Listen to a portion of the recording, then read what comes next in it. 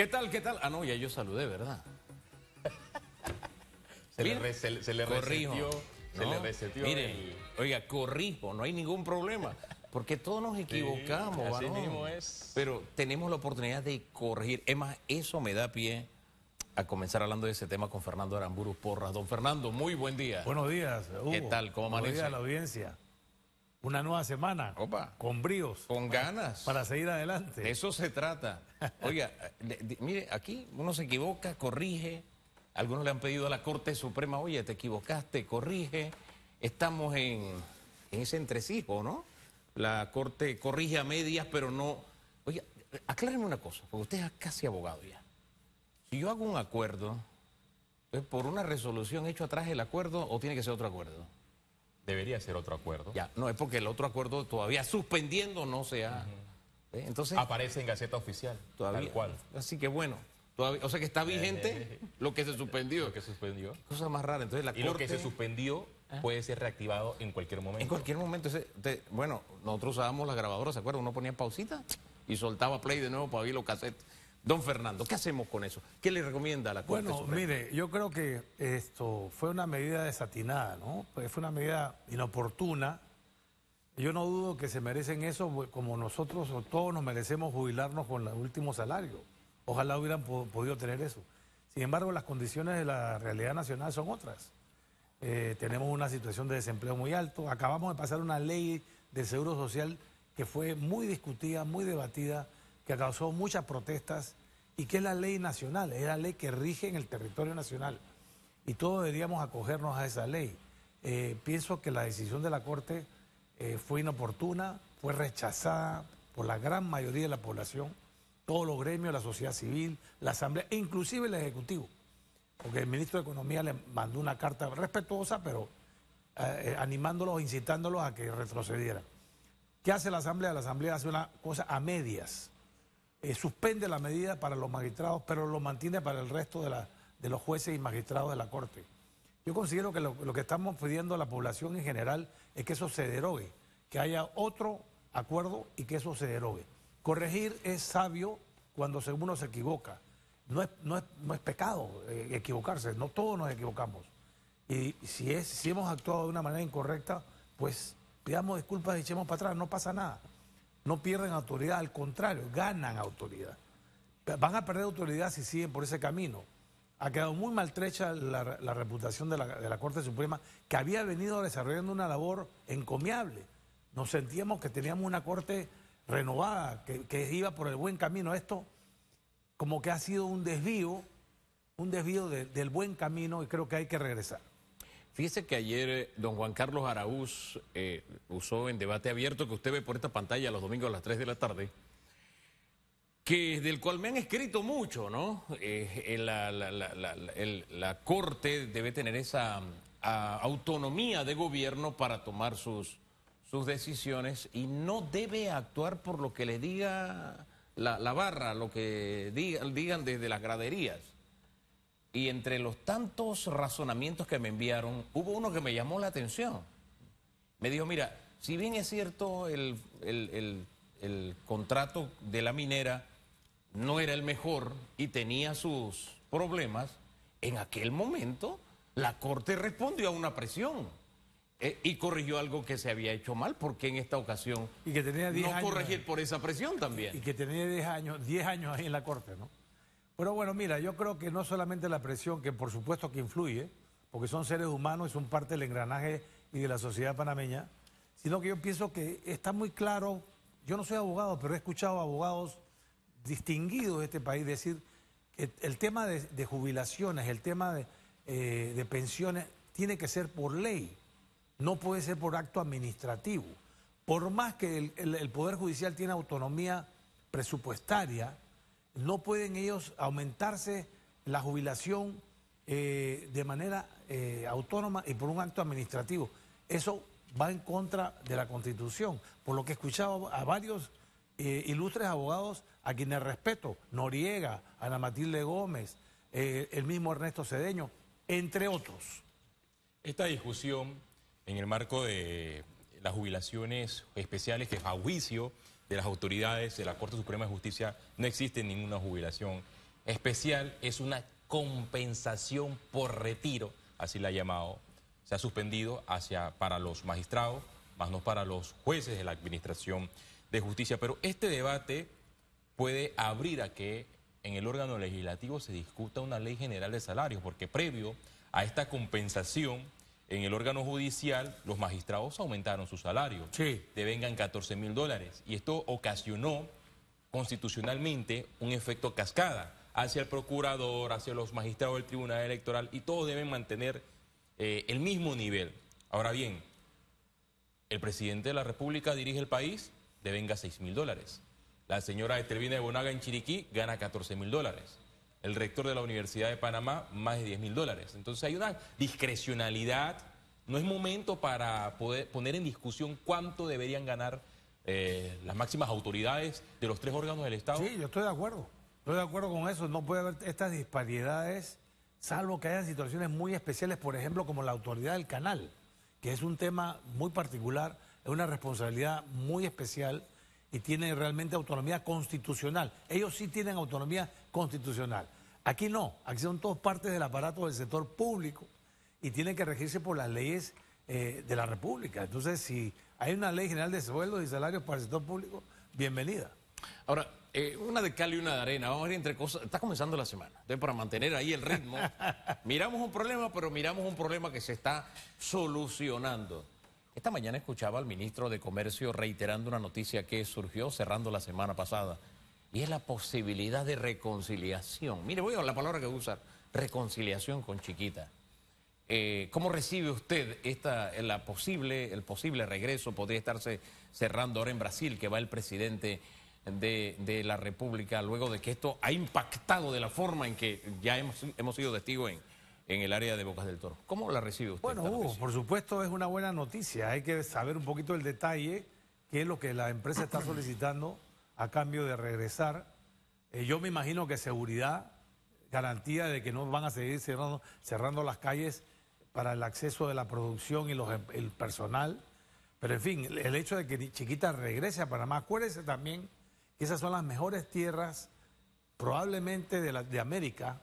Quizá Ecuador tenga similares, Brasil, pero de las mejores tierras que hay para banano en toda Latinoamérica, y son muy valiosas. Pero eso no significa nada. Los de Puerto Armuelles también eran valiosas y miren que quedó. O sea que nosotros tenemos que hacer un esfuerzo para que ellos regresen. Y la comunidad bocatoreña tiene que también entender que deben cuidar su pan de cada día. Y ese detalle, quiero hacer un alto allí.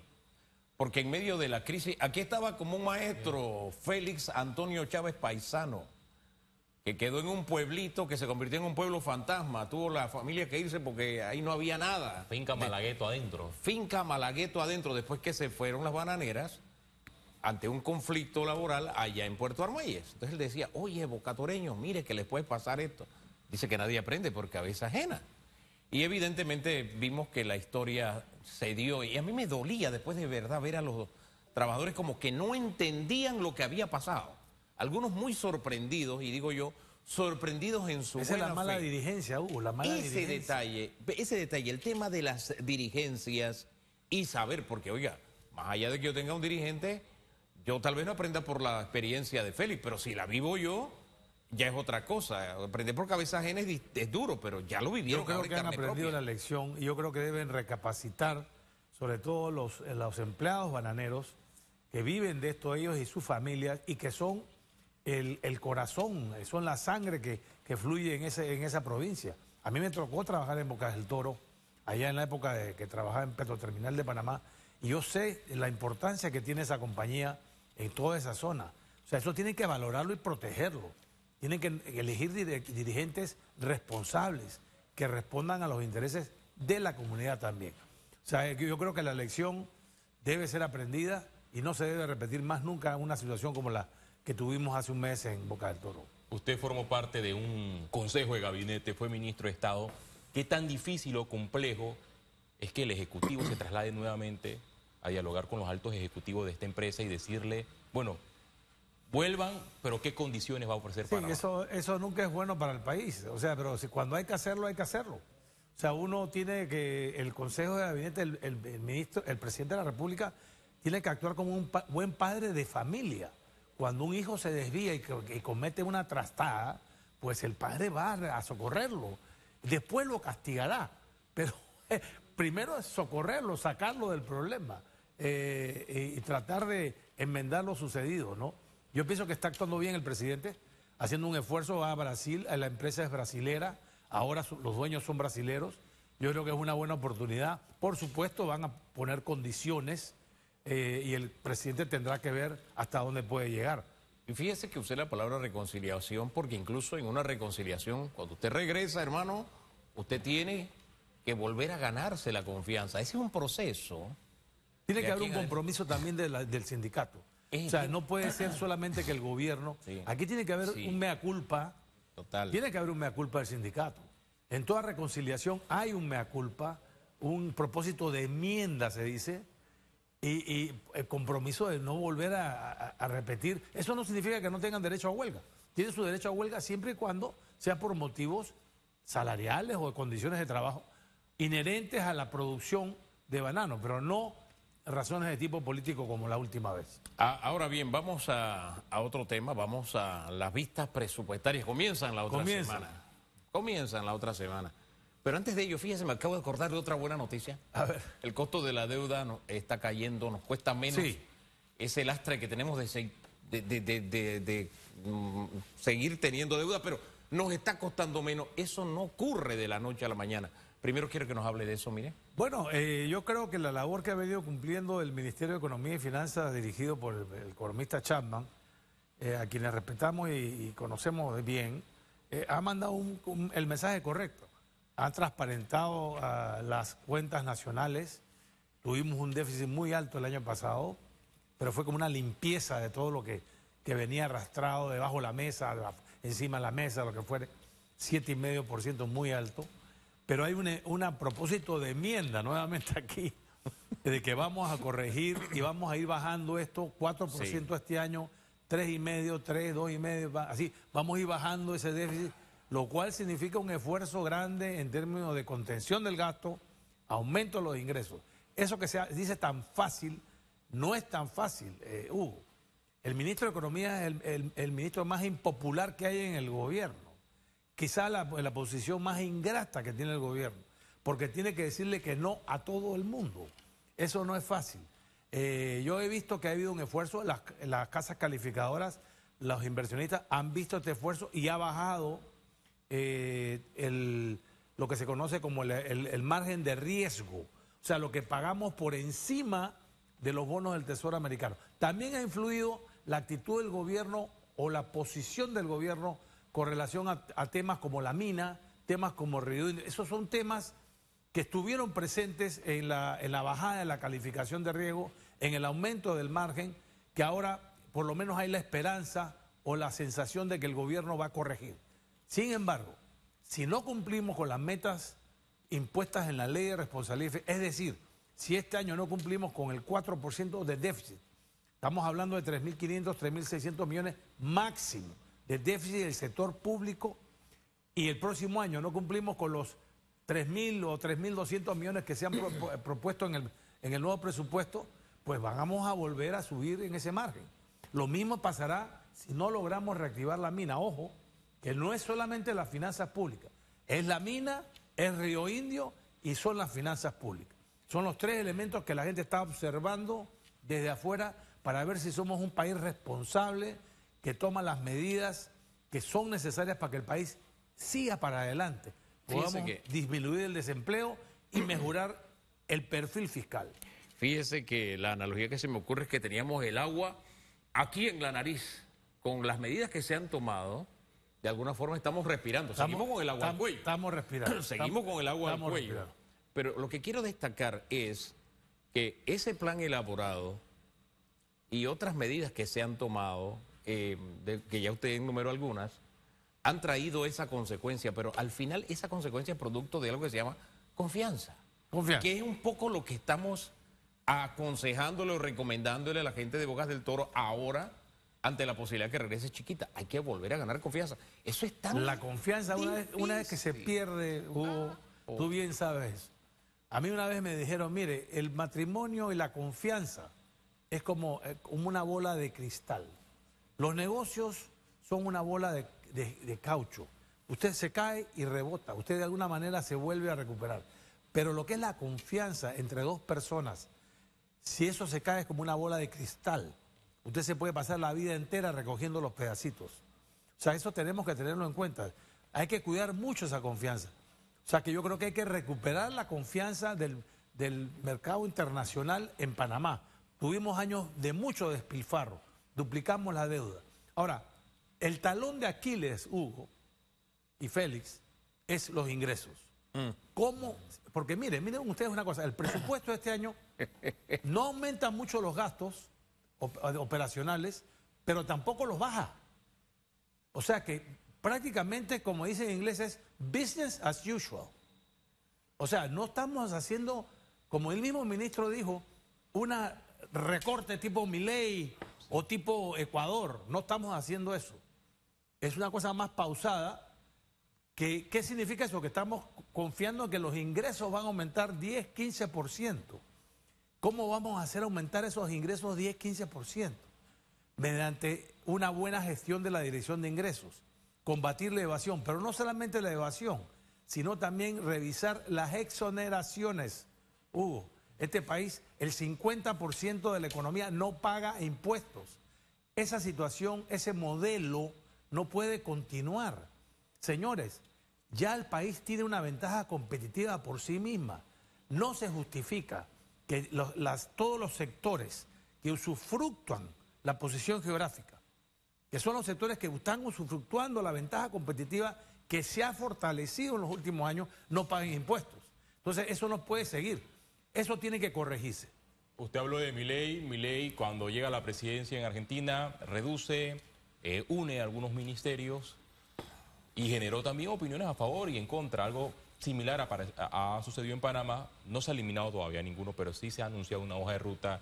Está el Ministerio de la Mujer, el BDA, pero es insuficiente cuando vemos el presupuesto general del Estado, que en comparación a años anteriores, este de 34.901 millones de dólares es el más elevado, pero el mismo Ministerio de Economía y Finanzas señala que a esto se le incluye los aportes a la Caja del Seguro Social, se le incluye esa responsabilidad que Panamá tiene para pagar la deuda, además de las leyes especiales que año tras año es como una nieve que viene creciendo, y todos los gobiernos cuando presentan un presupuesto hablan de las leyes especiales. Ahí tienen un punto donde se pueden hacer unos cambios importantes, pero vemos que el panorama sigue igual. Están en una actitud que es entendible, Hugo, Félix, de no mover mucho el bote.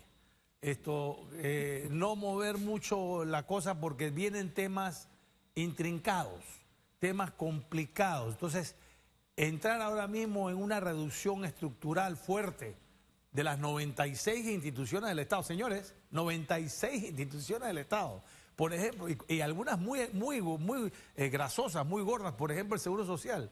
No sé si ustedes recuerdan que lo dijimos en la Asamblea, tiene 35.000 empleados, señores. 35.000 empleados. O sea, no se justifica, pero el gobierno ha decidido mantener las cosas quietas por ahora. Lo que sí debe meterle, no es fácil bajar los gastos, todo lo que sea especial debe desaparecer. Leyes especiales, jubilaciones especiales, aumentos especiales, eso debe desaparecer. No se justifica y no podemos enfrentarlo. Hay muchas necesidades. Yo escuchaba en Telemetro, viniendo por la radio, la situación de los hospitales, del Hospital Solano, sin mercadería, sin abastecimiento. Se está tratando de corregir, pero no hay suficientes recursos para darle calidad en la salud, la infraestructura, la seguridad, en la educación, etcétera, etcétera, etcétera. O sea, el Estado está con las uñas. Entonces no se justifica un país tan rico. Somos el país, mire, que la economía panameña es más grande que la de Paraguay, es más grande que la de Bolivia, es del tamaño de la de Uruguay, del tamaño de la de Ecuador. Nuestra economía es la más grande de Centroamérica y el Estado anda con las uñas. Recauda 8.000 millones de dólares en una economía de 95.000 millones de dólares. O sea, Hugo, ¿hasta cuándo vamos a estar con este free for all? hay que quitarle las rueditas a esas bicicletas, porque para O sea, que echar a andar se le pusieron, pero hay que cortarlos. ya habrá que quitarse. Todo lo que es leyes especiales, jubilaciones especiales, leyes especiales, aumentos especiales, eso tiene que acabarse. Los beneficios, las prerrogativas que no se justifican. Entonces, ahí vamos, entonces, de las 96 instituciones, revisarlas. ¿Cuáles realmente necesitamos? 96 instituciones tiene el Estado. Cuando yo fui ministro de Economía eran 60. Uf. O sea que todos los años creamos una nueva institución, cada institución de esas viene con su director general, su director general, su secretaria general, sus choferes, su seguridad, relaciones, etcétera, etcétera, etcétera. Oiga, y usted nos ha traído recuerdos porque fíjese que el Estado trató de ser podado en la época de don Ernesto Pérez Valladares, hubo los retiros voluntarios, donde el trabajador se iba con una cantidad determinada de dinero, tratando de disminuir el tamaño. Se puede hacer, pero tiene que hacerse inteligentemente. Sin duda. O sea, no se puede votar la gente, no. Hay que ofrecerle un retiro voluntario con un chequecito interesante. Hay que, a los jubilados hay que decirles, bueno, señores jubilados, cojan aquí su chequecito. Ya tenemos 38.000 jubilados en el sector público. En fin. Oiga, y algo de orientación, porque si usted tiene un chequecito y no lo maneja como debe ser, a los 2 o 3 meses ya no tiene un real, no tiene un real, porque, hombre, el viaje de los sueños, qué sé yo, y eso tiene su Sí, momento y su mire tú que el presupuesto, el gran aumento del presupuesto, como decía Félix, son el pago de la deuda, 2.000 millones, el aumento de que le vamos a dar el seguro social de 1.000 millones, el aumento de los salarios automáticos, 500 millones, y nos quedan apenas, 500 millones más en intereses. Ya, ahí se fue, ese es el aumento. Entonces no hay aumento realmente en lo que se necesita. Los cambios puntualmente pueden hacerse en base a análisis financieros o a un análisis muy técnico. Por ejemplo, bingo nacionales, que nadie sabe para qué funciona esta institución y que ha sido cuestionada en los últimos años. En el 2023, el Estado gastó $966.000 en bingo nacional, en el programa de bingo nacionales. Y esta institución le dio aportes al Estado de $324.000. O sea, ahí el negocio no funciona. Y así como bingo nacionales, hay otras entidades. Pero el cambio debe ser, o sea, nosotros debemos revisar la organización del Estado, revisarla, reestructurarla en un periodo de tiempo. Es un plan a mediano plazo. A corto plazo tenemos que aumentar los ingresos. No nos equivoquemos. Si nosotros no logramos aumentar los ingresos en lo que está proponiendo este presupuesto, que es 12%, está proponiendo de aumento, eso es bastante. Este año se ha logrado aumentar 6-7%. Está proponiendo 12%. Entonces, si nosotros tomamos medidas estructurales y revisamos la evasión, la elusión, hay mucho, lo que se llama en inglés loophole, las maneras que sin evadir impuestos reestructuran las finanzas de las empresas para no pagar impuestos. Por supuesto, hay muchas exoneraciones, excepciones y regímenes especiales que están erosionando el fisco nacional. Y eso hay que revisarlo. Ahora, el énfasis que se ha hecho en el tema inversión, el propio presidente, el propio ministro han dicho, esto es novedoso. ¿Cómo lo observa usted? ¿Es posible realizar bueno, esas inversiones? Siempre y cuando se cumpla con las metas de recaudación. Mire usted que el primer semestre, Hugo, bajó el déficit. Ya salieron los resultados del primer semestre. Pero sigue a un nivel alto. ¿Por qué? Bajamos las inversiones. ¿Cómo se logró bajar el déficit? Bajamos las inversiones, Hugo. Los gastos también se bajaron. Ya por primera vez en muchos años estamos viendo que los ingresos corrientes están creciendo más que los gastos corrientes. O sea, lo que ingresa crece más de lo que egresa. Eso es un buen síntoma, pero todavía no es suficiente. Todavía tenemos un déficit en la cuenta corriente. Pero eso sí, estamos viendo que sobre todo lo que es planilla no está creciendo. O sea, hay un esfuerzo. Mire, que el primer semestre hay una caída en la planilla del gobierno. Entonces yo creo que se ve que hay un esfuerzo, sin embargo, no es suficiente si no se ataca por el lado de los ingresos. Los gastos son resilientes en un gobierno donde está incrustado de gremios, sindicatos, intereses políticos, diputados, etcétera. Es difícil, políticamente es difícil. Por eso que yo digo, si no se aumentan los ingresos, no vamos a cumplir con la meta. Si no cumplimos con la meta, ¿qué sucede, Hugo? Lo que tú decías, perdemos la confianza.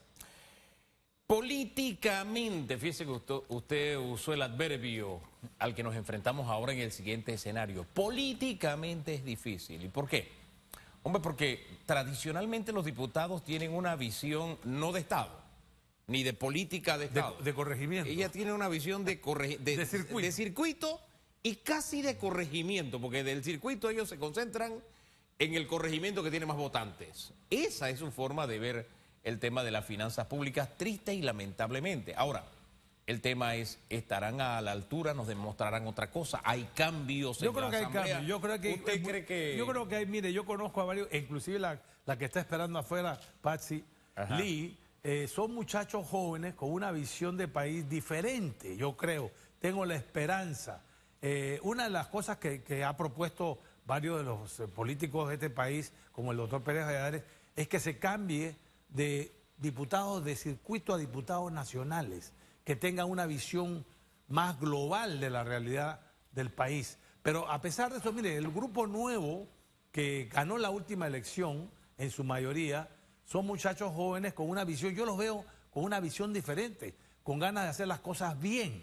Yo pienso que ellos van a entender lo que yo estoy diciendo en cuanto a las finanzas públicas. Tenemos que tener mucho cuidado. Si no ordenamos la casa, nuestra propia casa, o sea, el presupuesto que manejamos, nadie va a creer en nosotros, nadie va a invertir en Panamá, la deuda va a aumentar a un punto que no la vamos a poder. Miren a Bolivia, quebrado, un país quebrado, destruido.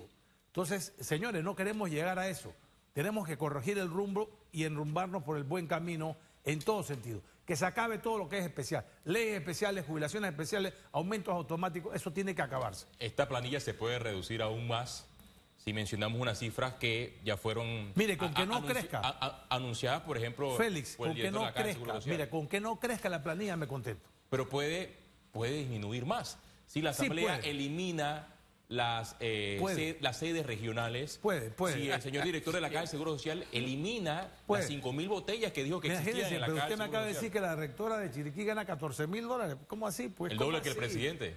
El doble que... ¿Cómo así? No entiendo. Explíqueme usted eso. ¿Cómo logró eso? ¿Cómo convenció a los diputados del gobierno anterior que le aprobaran eso? Muy fácil, solo hay que ver la planilla. Dejémoslo hasta ahí por ahora. Bueno, Hugo. Gracias por habernos ¿Cómo no? acompañado A esta la hora de mañana. siempre. Y Hombre, para adelante, como decimos, ¿no? siempre orientador escucharle, de verdad que sí. Vamos a la pausa y regresamos en segundos, pero antes... Por 30 años, Tripsy ha sido tu aliado en cada kilómetro con el servicio y respaldo que te llevan a cualquier destino. Reserva ahora en www.panamatripsy.com al 6678-5406. Pausa y regresamos.